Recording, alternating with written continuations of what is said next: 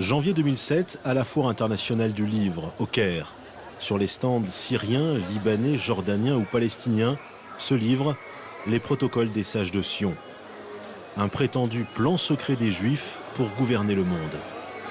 Démasqué comme un faux depuis des années, ce livre est interdit dans certains pays européens pour incitation à la haine raciale.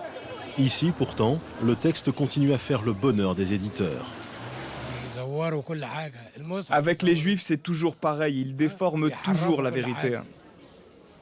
Et ce livre se vend beaucoup? Pas seulement beaucoup, mais par millions, avec plusieurs éditions dans le monde entier.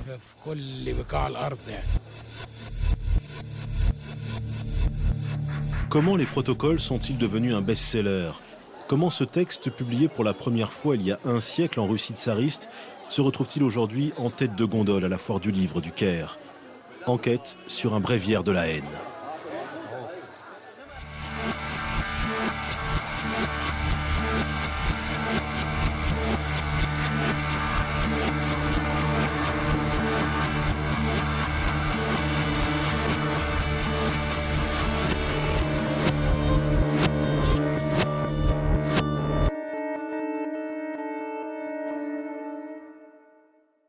Nous rendrons tous les gouvernements esclaves de notre super gouvernement. Nous ferons la preuve de notre force par des attentats. Quand nous serons les maîtres du monde, nous ne tolérerons aucune religion que la nôtre. Nous avons des ambitions illimitées, une convoitise dévorante, une vengeance impitoyable et une haine intense.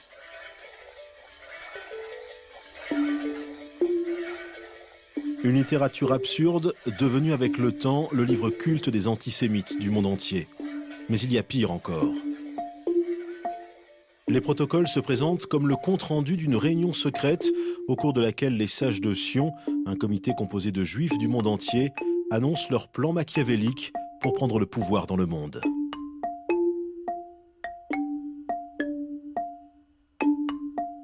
Les protocoles sont dangereux parce qu'ils semblent confirmer un certain nombre de rumeurs qui courent depuis plus de 20 siècles sur les Juifs. Vous avez la haine de tous les peuples, les Juifs haïssent tous les peuples. Deuxièmement, vous avez le meurtre rituel, les Juifs cruels. Troisièmement, vous avez les Juifs perfides, pratiquant l'usure, aptes au mensonge. Et quatrièmement, vous avez l'accusation de complot. Les Juifs aiment le secret, aiment l'ombre, aiment les coulisses. Ce sont les manipulateurs en coulisses de la marche négative du monde, en quelque sorte. Ce qui fait que c'est une sorte d'aide-mémoire, voilà. Bon, pour antisémite, pressé, qui ne veut pas se promener avec ses valises de référence, il y a à peu près tout. Officiellement, l'histoire des protocoles commence il y a un siècle environ dans la Russie du tsar Nicolas II. En 1905, Sergueï Nilus, écrivain mystique orthodoxe, est le premier à les publier en annexe à l'un de ses propres livres. Pendant quelques années, le texte vivote dans les milieux mystico-religieux et nationalistes russes où les antisémites sont légion. Il serait même peut-être tombé dans l'oubli sans les bouleversements historiques que s'apprête à vivre la Russie. Octobre 1917, les bolcheviks prennent d'assaut le palais d'hiver à Saint-Pétersbourg. C'est le début de la révolution. Et quand en juillet 1918, le tsar Nicolas II est assassiné avec toute sa famille à Ekaterinbourg, le meurtre est immédiatement interprété par les Russes blancs comme crime rituel juif. Pendant la guerre civile en Russie, on a commencé à utiliser pour la première fois les protocoles comme une arme politique idéologique du côté des Blancs russes pour discréditer complètement la révolution bolchevique en disant « enfin, c'est une conspiration juive ». Mais subitement, ce document, qui existait depuis 12 ans au moins en Russie tsariste, ça vient comme une sorte d'explication de tous ces bouleversements. Après la guerre civile, les Russes blancs émigrent en masse vers l'Europe. Ce sont certains d'entre eux qui propagent alors la mauvaise graine. À partir de 1920, les protocoles commencent ainsi à poindre un peu partout. Grande-Bretagne, Allemagne, France, Pologne, puis très vite, États-Unis, Proche-Orient et Japon. Il faut dire que le contexte est propice. Le sionisme, mouvement de libération nationale juif, est alors en plein essor. Il alimente tous les fantasmes antisémites. Le sionisme n'a pas du tout été interprété pour ce qu'il est, à savoir le mouvement de libération du peuple juif, un peuple, un État, comme tous les nationalismes du XIXe siècle, les nationalismes de libération. Il a été surinterprété de façon mythique comme, disons, un sionisme mondial, ce qui ne veut rien dire, parce que le sionisme est par définition un mouvement national. Il y a cette idée que les Juifs sont en train de réaliser la dernière étape dans leur projet de domination mondiale. Maintenant, ça devient concret et on peut parler des choses qui se passent, comme la révolution communiste. Donc ces choses-là ont donné une sorte de crédibilité, une sorte de plausibilité. En mai 1920, le prestigieux Times de Londres consacre un éditorial au protocole. Le journal présente le texte comme troublant et se dit même inquiet des prétendues révélations qu'il contient. Cet article du Times fait le tour du monde parce que dans toutes les éditions ultérieures des protocoles, dans la préface ou dans les postfaces, il y a mention de cet article comme une preuve de l'authenticité du texte. Manque seulement l'identité de l'auteur. Mais si le Times cautionne un livre sulfureux, comment s'étonner de l'incroyable carrière des protocoles ? Et pourquoi alors ne pas prendre pour argent comptant le journaliste Victor Loupan quand il écrit en 1999 dans le Figaro Magazine que le mystère des protocoles est enfin levé ? L'auteur du faux s'appelle Mathieu Golovinsky. C'est un aristocrate arriviste doublé d'un journaliste à scandale. Une information reprise par l'Express ainsi que par des journaux suisses et américains. À l'époque, l'histoire se présente ainsi. Les protocoles sont un faux antisémite monté à Paris en 1900 par l'Okhrana, la police politique secrète russe dirigée par Pierre Ratchkovski. But de la manœuvre, discréditer les réformes libérales du tsar Nicolas II en les présentant comme une conspiration juive contre la monarchie. Reste alors à trouver le faussaire. Avocat radié pour détournement de fonds, Mathieu Golovinsky est aussi un écrivain doué, dépourvu de tout scrupule. Il fera l'affaire. Voici l'informateur qui a inspiré son article à Victor Loupan, Mikhail Lepekin, bibliothécaire russe. Il vit à Saint-Pétersbourg. C'est lui qui affirme détenir les preuves que Mathieu Golovinsky est bien le véritable auteur des protocoles. La première preuve, c'est le témoignage d'Henri Bint, écrit à la demande de Svatikov en 1917 pendant le démantèlement de l'Okhrana, la police politique à Paris. Envoyé par les bolcheviks pour nettoyer les services secrets russes après la prise du pouvoir, Svatikov fait parler les anciens agents. C'est dans ce contexte qu'Henri Bint vend la mèche et cite Golovinsky. J'ai trouvé ce témoignage en 1993 dans les archives de Svatikov. Et pour moi, ce document est la preuve formelle de l'implication de Golovinsky dans les protocoles. Le problème est que cette découverte n'apporte rien de nouveau. Ce témoignage de Bint, qui cite Golovinsky comme auteur des protocoles, est rapporté par Svatikov pour la première fois en 1935, au procès de Berne. Un procès historique intenté par la communauté juive suisse contre la propagation des protocoles par un groupuscule nazi. Traduit en allemand et accessible dans d'autres archives, ce document est déjà connu des chercheurs depuis longtemps. L'annonce de Lepekin a fait naître l'espoir de nouvelles preuves. Qu'est-ce que vous avez de plus, à part ce qu'on connaît déjà, le dit document de Bint et Svatikov? Vous avez trouvé des choses en plus? À part ces documents, non. Je vous ai dit que j'ai travaillé sur la biographie de Golovinsky. Et je peux vous expliquer quand les protocoles sont apparus, dans quel but ils ont été écrits, comment. Je trouve que c'est suffisant.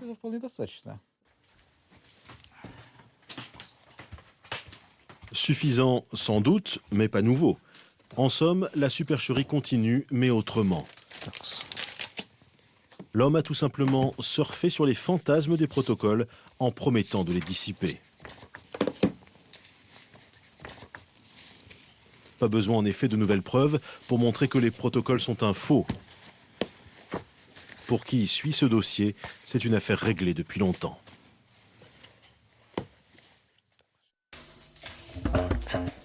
Constantinople, 1921. C'est ici qu'après la guerre civile russe, les rescapés des armées blanches ont trouvé refuge. Parmi ces exilés, un homme, Michel Raslovlev. Au cours de ses lectures, Raslovlev tombe sur un livre, Le dialogue aux enfers entre Machiavel et Montesquieu, écrit par Maurice Joly, vers 1850. Il le feuillette, et puis en le feuilletant, il constate qu'il y a des passages qui lui rappellent quelque chose. Il dit, mais j'ai déjà lu ça, quelque part. Et il relit, et puis tout d'un coup, il se dit, mais j'ai lu ça dans les protocoles des sages de Sion.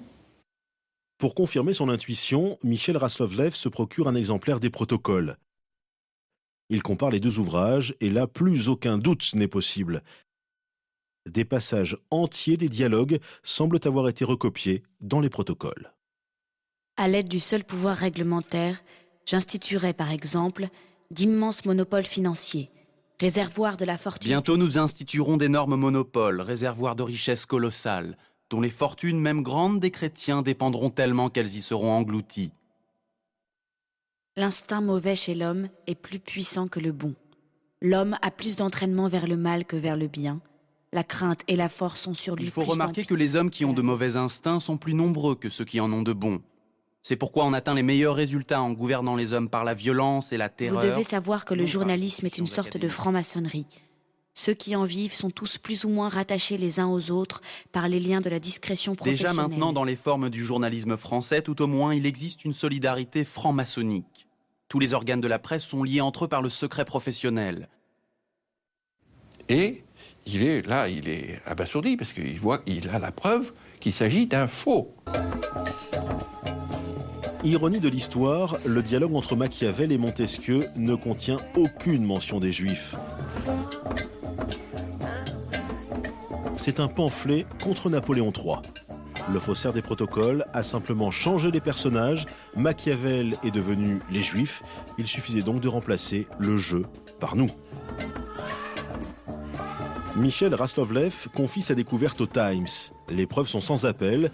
Le quotidien, qui peu de temps avant s'interrogeait publiquement, décide alors de faire amende honorable et publie une contre-enquête pour rétablir enfin la vérité.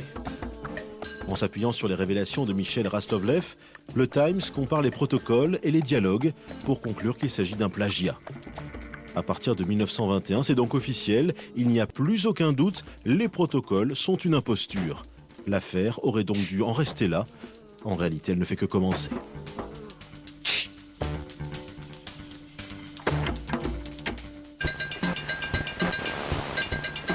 En Allemagne d'abord, la contre-enquête du Times a été certes relayée par les grands quotidiens du pays. Mais les révélations ont eu peu d'effet ici, et pour cause.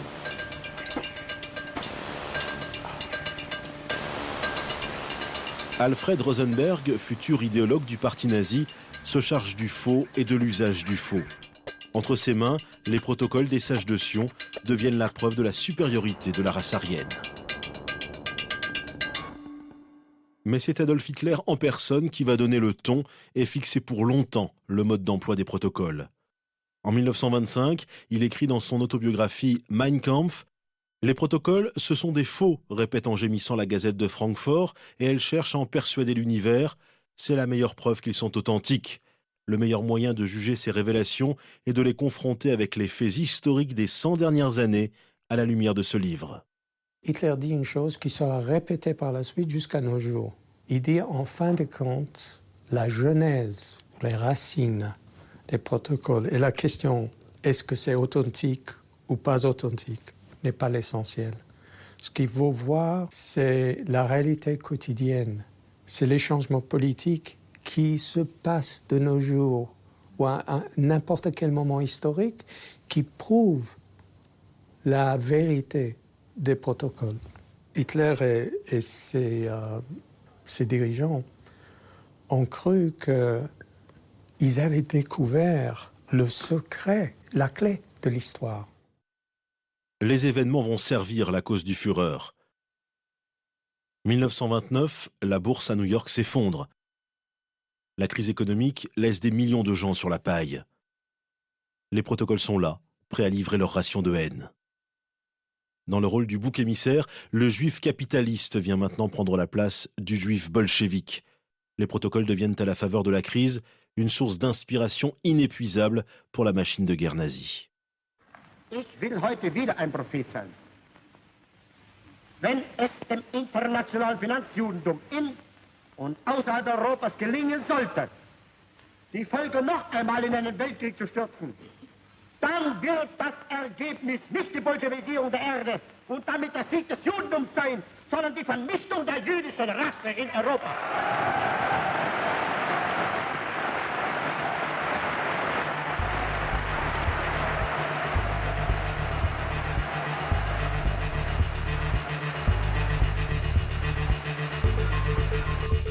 L'idée d'une conspiration est très importante parce que c'est un mythe mobilisateur.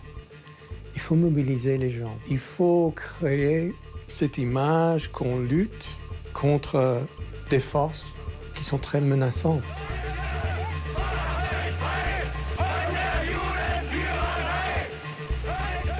Les protocoles reflètent assez bien cet état d'esprit qui les ont poussés vers ce combat apocalyptique et les enjeux sont énormes. C'est le salut de l'humanité qui est en jeu. 1945, avec la fin du nazisme, on aurait pu s'attendre à la fin de l'affaire des protocoles. Il n'en est rien. Pour ainsi dire, éradiqués en Europe, les protocoles vont renaître et connaître une deuxième vie au Proche-Orient. Les protocoles dans le conflit judéo-arabe remontent en fait à la collaboration entre le grand mufti de Jérusalem, Al-Husseini, dans les années 30 et 40, avec l'Allemagne nazie. Et Al-Husseini croyait dur comme fer à l'authenticité des protocoles. Donc il pensait qu'il y avait un complot juif pour créer un État en Palestine bien avant 1948. Hitler, Al-Husseini, les chemins sont différents, mais le but est le même. Grâce à cet axe, improbable au départ, les protocoles prolongent leur existence pour au moins un demi-siècle. En douce, l'antisémitisme et l'antisionisme viennent d'opérer leur jonction. 1948, naissance de l'État d'Israël. Dans le monde arabe, c'est la stupeur. L'opinion est mûre pour les protocoles.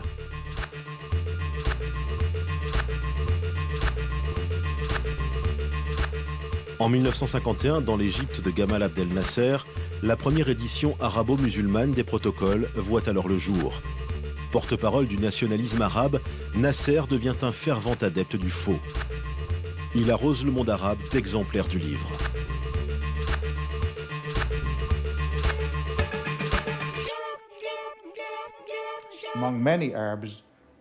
Dans le monde arabe, les Juifs étaient traditionnellement considérés comme un peuple de faibles et de lâches.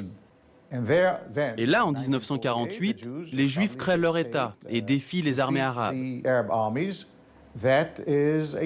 Donc tout à coup, vous avez un décalage entre d'un côté la réalité qui est celle d'un État juif fort avec une armée puissante et de l'autre côté, l'image traditionnelle des Juifs faibles et lâches. La théorie du complot permet donc de trouver une explication à ce décalage. S'ils ont gagné la guerre, c'est grâce à leur perverse conspiration.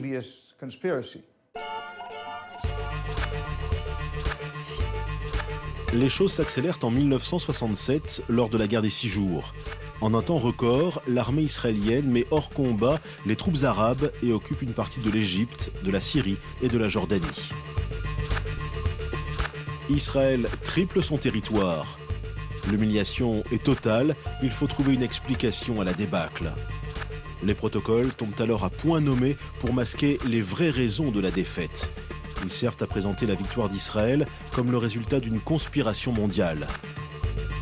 Égypte, Syrie, Jordanie, dans tous les pays du Proche-Orient, le faux connaît une véritable explosion.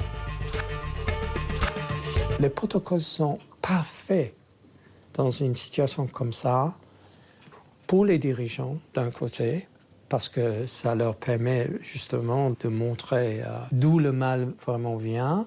Mais c'est parfait pour les islamistes parce que c'est un moyen de mobiliser les esprits de nouveau contre les juifs comme une sorte de spectre de cette mondialisation menaçante.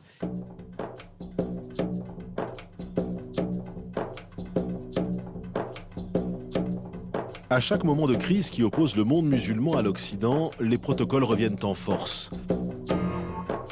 Ainsi, aujourd'hui, le monde arabe, gangréné par l'islamisme, est devenu le foyer principal des protocoles des sages de Sion. Que ce soit le 11 septembre ou la guerre en Irak, le faux est à chaque fois remis au goût du jour pour expliquer la marche du monde et désigner les coupables. Toujours les mêmes, bien sûr.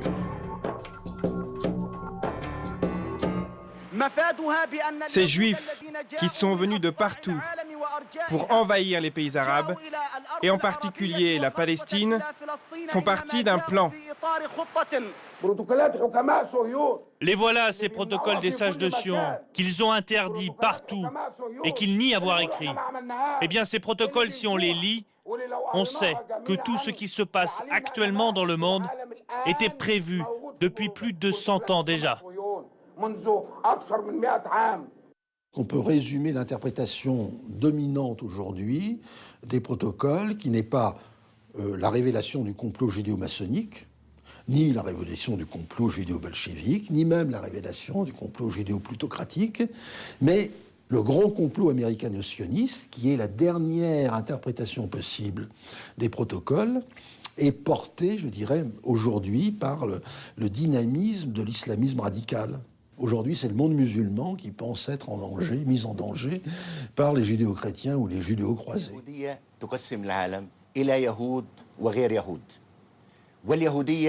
Le judaïsme divise le monde en juifs et non-juifs. Le judaïsme est hostile envers le christianisme et l'islam. Conformément aux résolutions secrètes du Congrès sioniste, que certains appellent aussi les protocoles des sages de Sion, les Juifs veulent semer la discorde dans les pays du monde entier et générer le désordre pour ensuite en prendre le pouvoir. Faut-il rappeler que tout ce discours paranoïaque est construit sur un faux? Comment alors s'étonner du délire qui suit? La notion de protocole des sages de Sion est complètement associée à l'idée d'une conspiration dangereuse. À tel point que pour diffamer les chiites, un groupe de sunnites a publié sur le net des faux documents intitulés « Les protocoles des sages de Qom ». En fait, un présumé plan de conspiration chiite contre les sunnites.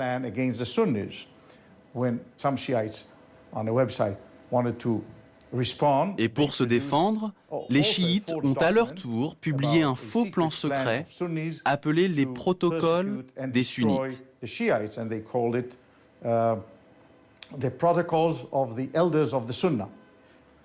Donc on peut voir que le terme de protocole est déjà devenu synonyme de conspiration maléfique. Nous allons établir un gouvernement suprême et régner sur le monde avec une organisation impitoyable. Quand nous aurons pris le contrôle, nous allons gouverner le monde entier. Qu'est-ce que c'est? Qu'est-ce qui se passe, Cheikh Ahmed? Les gens qui ont écrit ces choses-là sont fous. En 2002, des scénaristes égyptiens vont plus loin. Ils adaptent les protocoles en série télévisée.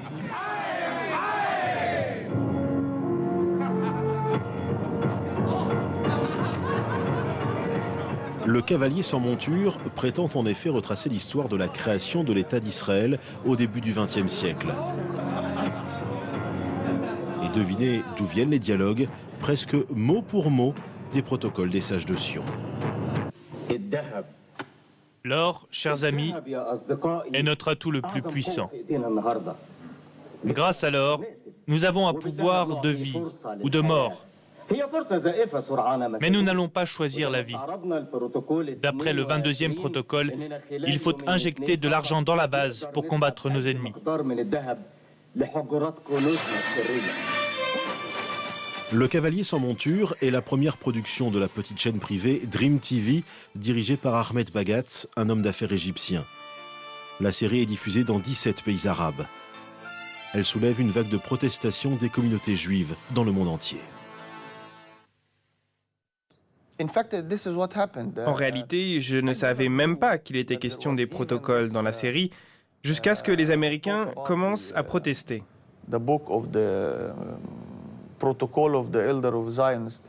Alors là, j'ai commencé à me renseigner pour savoir ce qui se passait.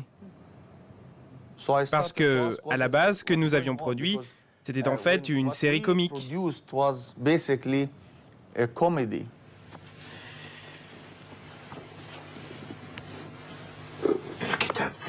Ce livre est écrit en russe. Je voudrais vous demander de le traduire pour moi avant que vous partiez.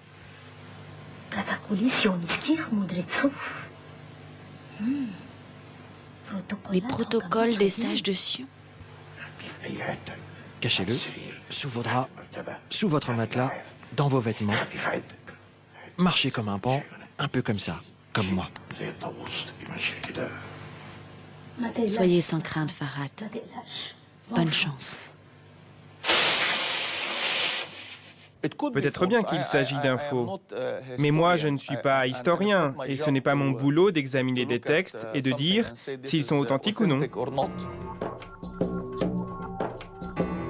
Sauf qu'en l'espèce, les textes entretiennent la haine. Et avec cette série, la haine est entrée massivement dans les foyers du monde arabe. Diffusé pendant le Ramadan, après le jeûne quotidien, Le Cavalier sans monture s'est assuré une audience maximale, estimée à plusieurs dizaines de millions de spectateurs. Une aubaine pour la propagande antisémite dans une région où la télévision est le principal vecteur d'information.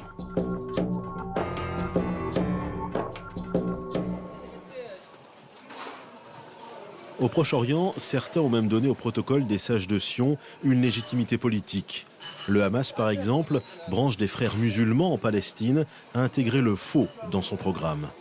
Article 32 de la charte du Hamas. La conspiration sioniste n'a pas de limite. Leur plan a été énoncé dans les protocoles des sages de Sion et leur conduite actuelle en est la meilleure preuve.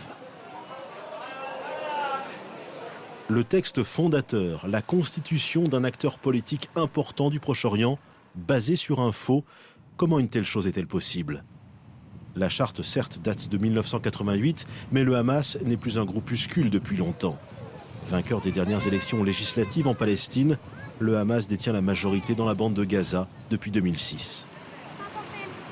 Alors, comment prétendre à la respectabilité quand on se montre aussi peu respectable de la vérité ? Pour en avoir le cœur net, nous sommes allés à Gaza pour poser cette question à deux cofondateurs du Hamas. Ça ne vous dérange pas de vous référer à un faux dans votre charte ?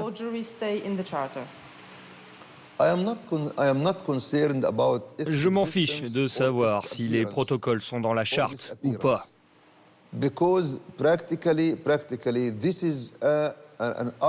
C'est tout simplement un argument qui a été utilisé à l'époque dans un but précis. On l'a utilisé pour expliquer la conspiration mondiale contre le peuple palestinien, élaborée dans ce qu'on appelle les protocoles des sages de Sion. Le Hamas a souvent pensé à réviser sa charte. Mais vous savez, on est tout le temps occupé par le combat. Personnellement, je ne crois pas au protocole des sages de Sion. En fait, c'est un livre passé de mode. On ne le fait pas lire à la jeune génération d'islamistes. L'argument est facile, mais pas recevable pour autant. Néanmoins, nous avons voulu vérifier l'information et pour ce faire interroger la nouvelle génération du mouvement. Comme tous les membres du Hamas, Fawzi Baroum, le porte-parole, a établi son bureau dans un immeuble civil pour se protéger des raids israéliens. C'est là que nous l'avons rencontré. Le Hamas considère que ce texte a été écrit par des Juifs, parce que les Juifs sont des fauteurs de troubles partout dans le monde, dans le monde arabe, musulman, en Europe et aux États-Unis. C'est tout le temps la même chose. Là où il y a un Juif, il y a un problème. Et si je pouvais vous prouver que les protocoles n'ont pas été écrits par les Juifs, mais qu'il s'agit d'un faux? Non, on lit partout que ces protocoles ont bien été écrits par les Juifs eux-mêmes. Le but était de trouver une solution pour créer leur État, comme ils le disent d'ailleurs dans les protocoles.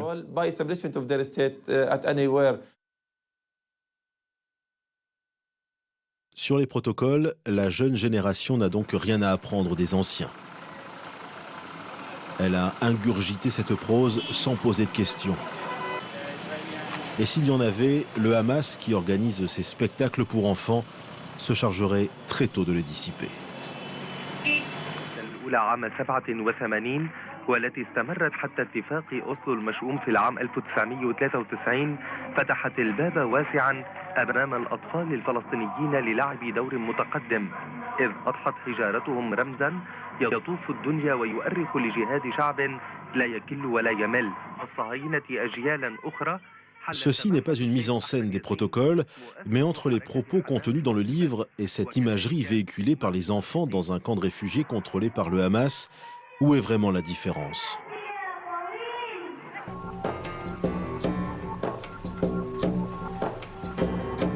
Même en dehors des milieux islamistes, les protocoles restent un texte de référence dans la bande de Gaza.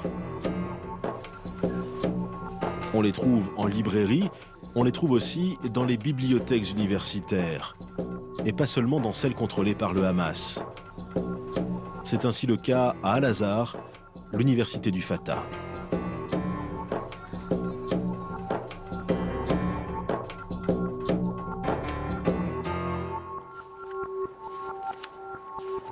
C'est un livre beaucoup lu par les étudiants en sciences politiques et en 3e cycle. On en a plusieurs exemplaires et on essaie d'avoir une nouvelle édition. Les autorités palestiniennes n'ont donc pas attendu le Hamas pour instrumentaliser le faux. En 2004, par exemple, l'autorité palestinienne sous tutelle du Fatah de Yasser Arafat publie les nouveaux manuels scolaires pour les collégiens. Les protocoles y sont cités comme un document authentique qui explique la création de l'État d'Israël.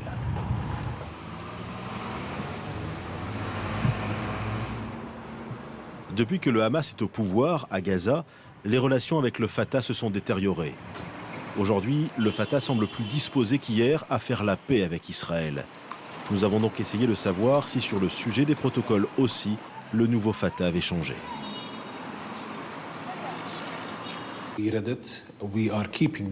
Nous l'avons lu, nous continuons à le lire et nous demandons à nos membres de lire ce livre très attentivement pour apprendre la façon de penser de notre ennemi. C'est un livre authentique. Vous pouvez le toucher, le sentir, le comprendre. Vous pouvez voir les résultats de ce livre. Il existe et il y a même des gens qui ont été élevés selon des principes qui sont décrits de manière très précise dans ce livre. Est-ce que Yasser Arafat a lu les protocoles? Bien sûr qu'il les a lus. Tous les membres du Fatah les ont lus. Mais la question importante est de savoir si nous croyons ce qui est écrit. Nous ne pensons pas qu'ils vont arriver à réaliser leur plan, même s'ils ont réussi à en réaliser certaines étapes. Notre rôle est justement de les en empêcher. فمعا وسويا وجنبا إلى جنب حتى القدس حتى القدس حتى القدس حتى القدس حتى القدس حتى القدس حتى القدس حتى القدس على القدس رايحين شهداء بالملايين على القدس رايحين شهداء بالملايين. En voyant ces images, comment ne pas être inquiet? Et comment espérer faire la paix quand le déni du réel touche autant les hommes de dialogue que les fous de Dieu?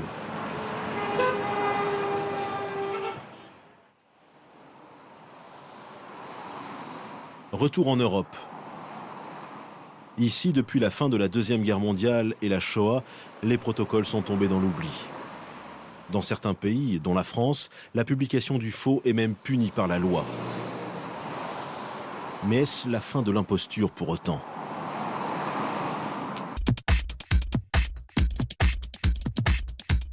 Les négationnistes ont investi la toile. Et les protocoles, bien évidemment, font encore partie de leur répertoire.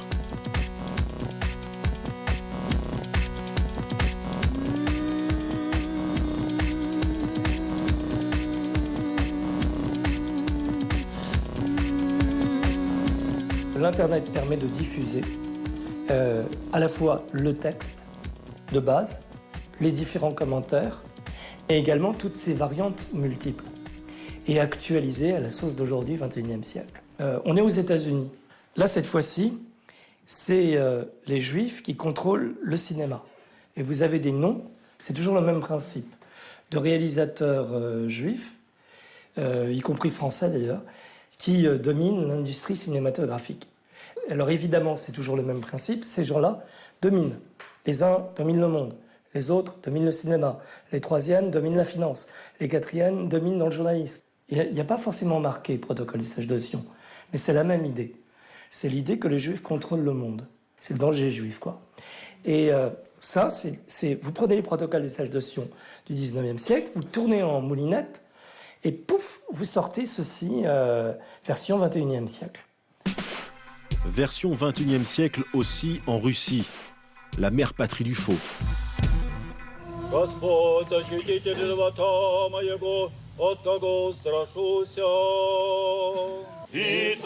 Retour à la case départ, là d'où tout est parti.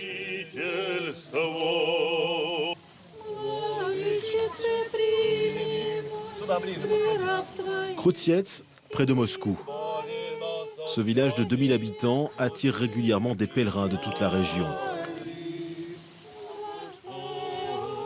Ici, on trouve la tombe de Sergueï Nilus, le premier éditeur des protocoles.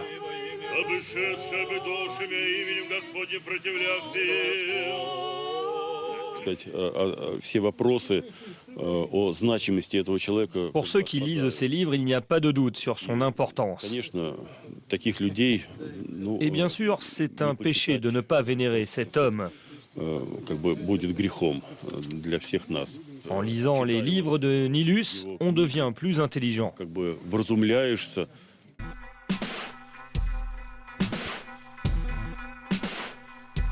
15 ans après la chute de l'Empire soviétique, la Russie a redécouvert la foi. Et les livres de Sergueï Nilus ont repris leur place dans toutes les librairies religieuses du pays.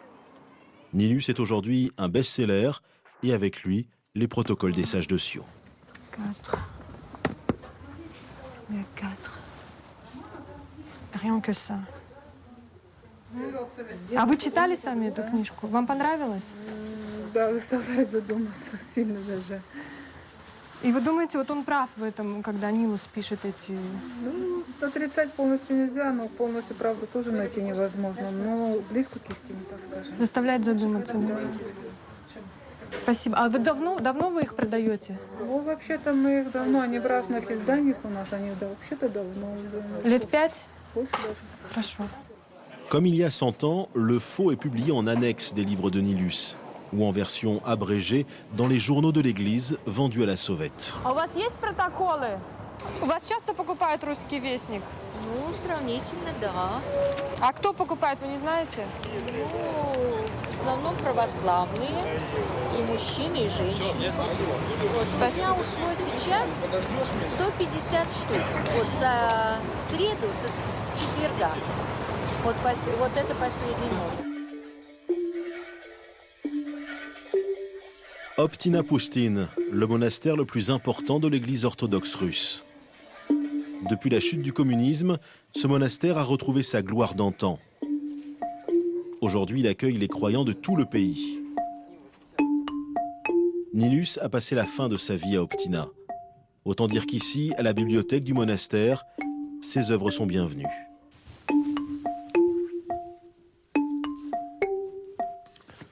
Voici un livre de Nilus.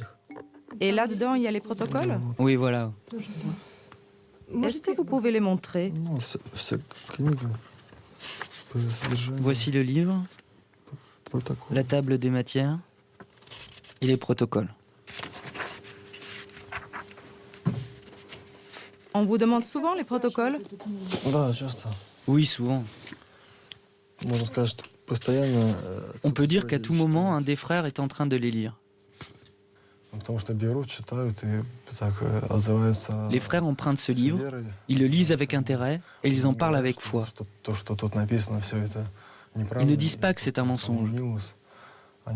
Ils le lisent avec intérêt. Que s'est-il donc passé en Russie pour que les protocoles, tombés dans l'oubli après la révolution bolchevique, reviennent au premier plan? Retour en arrière pour comprendre. Années 80, Gorbatchev, la perestroïka, les opposants au régime communiste profitent du chaos et activent le mythe du complot judéo-bolchevique. C'est le cas des nationalistes du groupuscule Pamiyat. Son leader, Dimitri Vassiliev, fait circuler les protocoles en samizdat, sous le manteau. Le faux devient la Bible de tous les nationalistes antisémites. Et lors de meetings politiques, Vassiliev se lâche. Le marxisme est issu du judaïsme. Et le communisme et le national-socialisme ont le même visage, à en juger par le nombre de leurs victimes.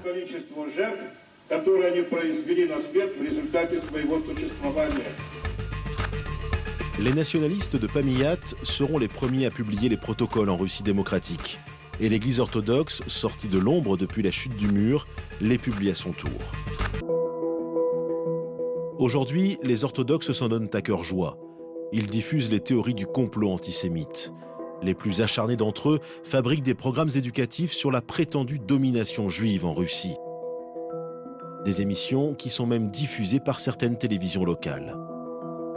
C'est le cas de ce programme intitulé « Le fascisme juif et le satanisme dans le Talmud ». L'ampleur de l'extermination des Russes par le pouvoir juif est effrayante.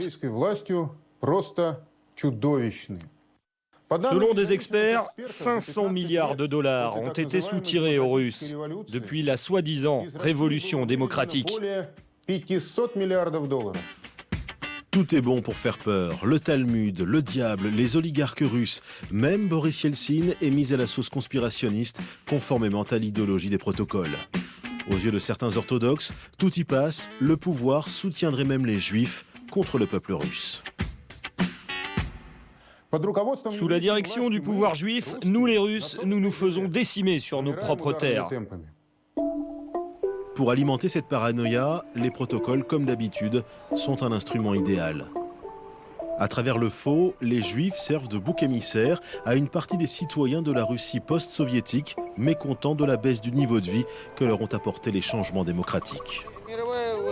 Бандитская мафия, или как можно угодно сказать, понимаете? Можно и евреи, можно сказать ихние левиты, ихние, можно масоны сказать, но это мафия... То, что сейчас творится, это у них давно уже все расписано. Не так просто, как и... Вот якобы все события случились, потому что они случились, понимаете? Вот пишут в основном историю черно-белую. Но там же все буквально мировые тенденции, которые вот в управлении обществами, государствами, людьми, понимаете? Там все во многом написано.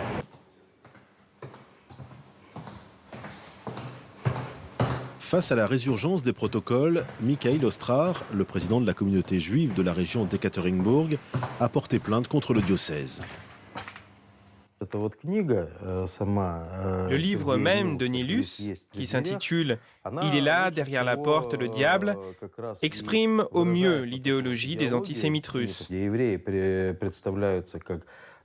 Les Juifs y sont présentés comme des adorateurs du diable, ennemis des chrétiens. Et en annexe des œuvres de Nilus sont publiés des fragments des protocoles des sages de Sion, comme une confirmation de cette idéologie. Si l'Église avait publié les protocoles à part, il y aurait eu des protestations. C'est justement là le danger. Et malheureusement, ça vient de l'Église orthodoxe. En même temps, les autorités religieuses déclarent être amies avec les musulmans, les juifs, les bouddhistes. Elles ont un conseil attaché au président et ils se voient souvent. Et tout a l'air d'aller bien. En vérité, c'est faux. Il est évident que l'Église orthodoxe essaye de regagner sa puissance d'avant le communisme pour influencer le peuple et le pouvoir politique.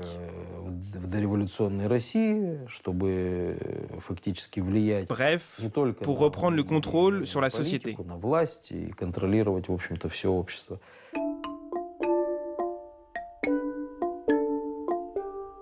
Reprendre le contrôle, certes, mais tous les moyens sont-ils justifiés? Direction Moscou, où se trouve le siège de l'Église orthodoxe. Je suis contre la propagation de ce texte massivement, d'autant plus dans les églises. Mais les historiens, ainsi que les gens qui réfléchissent aux réalités politiques, doivent le connaître.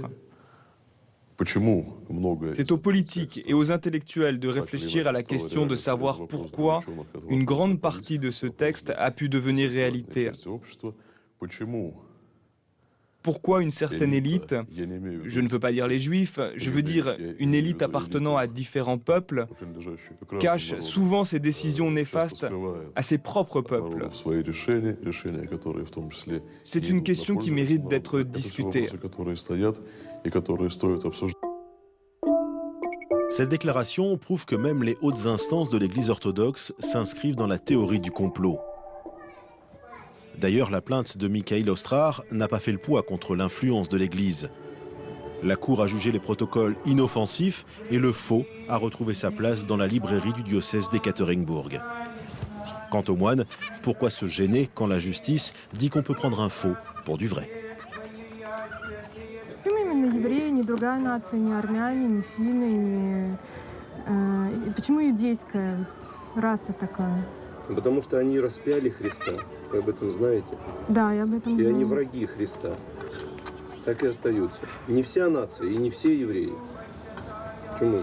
А которые заговор сделали? Но есть те, которые вот действительно трудятся от рождения и до смерти. Только над тем, чтобы как можно больше навредить христианству. И получается, вы верите, то есть мировой заговор, он существует? Да ничего я не считаю, Господи помилуй. Вот вы не зацикливайтесь вы так на этих протоколах. Они уже давным-давно осуществились, поэтому можно их уже не читать. Уже поздно. Что-то предпринимать, просто принять к сведению. До свидания.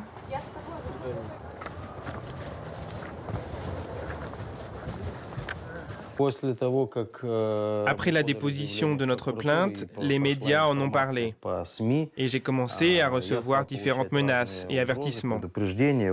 Voici par exemple quelques lettres. Cette lettre vient de Kaliningrad. Celle-là vient du Tatarstan, d'un tout petit village, à en juger d'après l'adresse.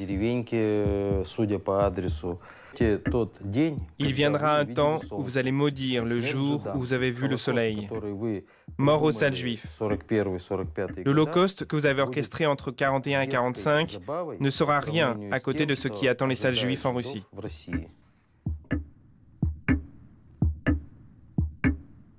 La boucle est bouclée, désespérément. Et pour mieux s'en persuader, retour chez Mikhail Lepekhin. Souvenez-vous, l'historien qui clamait avoir levé le mystère du faux en dévoilant l'identité de l'auteur des protocoles. Et pourquoi vous n'avez pas publié ce document en 1993 alors que c'était une découverte tellement extraordinaire ? Comment vous le dire de manière délicate? Pour la même raison que vous ne marchez pas dans la merde d'un chien. C'est quoi cette merde dans laquelle vous vouliez pas marcher ? En premier lieu, j'ai eu beaucoup de choses à faire. Et deuxièmement, écrire sur les relations russo-juives, contester l'authenticité des protocoles des sages de Sion, se mêler de cette polémique, comment vous dire, c'était tout simplement faire quelque chose d'indécent.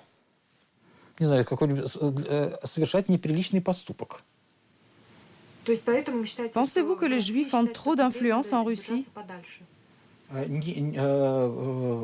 C'est une opinion très répandue aujourd'hui.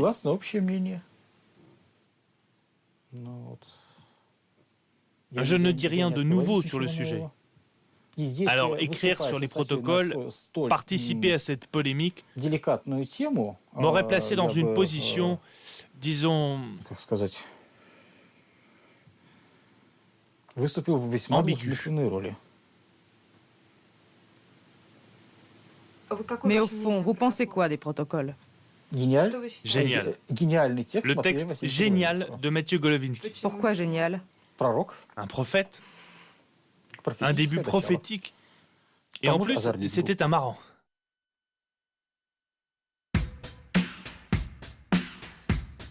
Après ça, que rajouter d'autre? L'homme qui devait lever le voile, celui-là même qui prétendait détenir la preuve qui permettrait de régler cette affaire une fois pour toutes, celui-là même semble un adepte du faux. À l'heure où refleurissent les délires conspirationnistes, la leçon est amère. Elle nous dit que la raison ne compte pas quand on a décidé une fois pour toutes que la vérité est ailleurs. Une raison de plus pour asséner que la vérité n'est pas ailleurs, elle est dans les faits.